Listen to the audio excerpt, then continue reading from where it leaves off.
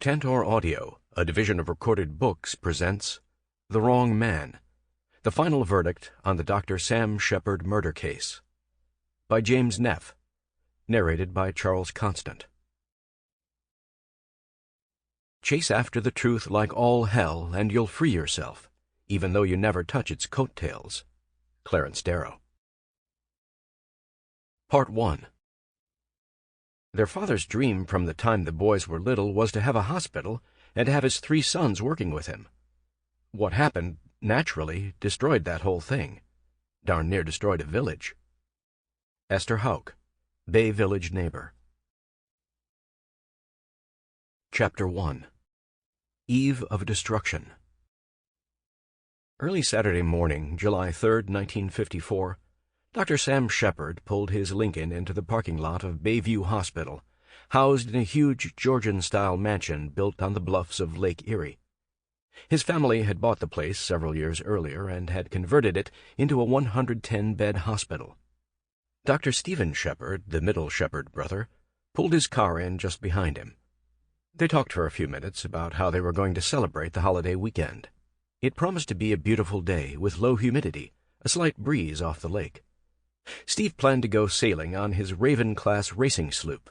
Sam reminded him that he and Marilyn were having a cookout the next day for about 20 couples, the hospital interns and their dates. After a quick cup of coffee in the hospital cafeteria, the brothers split up and headed into separate operating rooms. It was shortly before 7 a.m. Even on a holiday weekend, the Sheppards tried to squeeze in half a day of surgery. Bayview, an osteopathic teaching hospital, had all the business it could handle. A little while later, less than a mile away, Marilyn Sheppard arose at the lakefront home where she and Dr. Sam lived. Her day was going to be just as busy as her husband's. She was still angry with Sam because he had volunteered to hold the intern party without first checking with her. This was not her idea of how to spend a family holiday. Sam would be out on their boat, water skiing with the guests, leaving Marilyn, an expert skier, getting the groceries and entertaining a lot of dull, dry people who can't ski.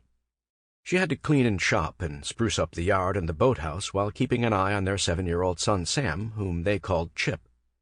Also, she was 4 months pregnant, more tired and uncomfortable than usual.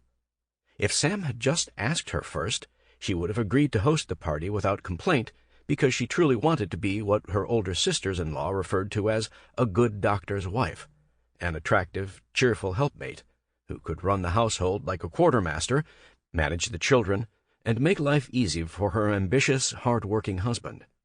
She knew that Sam was obliged to his interns at Bayview, which relied in part on their low-paid labor for its success. In return, these doctors in training received invaluable education from senior doctors such as Sam's father, Dr. Richard A. Sheppard, a highly regarded diagnostician who took referrals from all over Ohio. Even worse than getting stuck with the intern party, Marilyn had an unwanted house guest to deal with, Sam's old friend from medical school, Dr. Lester Hoverston. Acting on his own, Sam had agreed to let Hoverston live with them a few days while he interviewed for a job at Bayview. Marilyn thought he was a pig. A couple of years earlier, he had made a crude pass at her, and she'd shut him down fast, not worrying about hurting his feelings.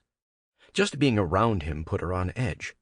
He left his room a mess and was an inconsiderate guest overall.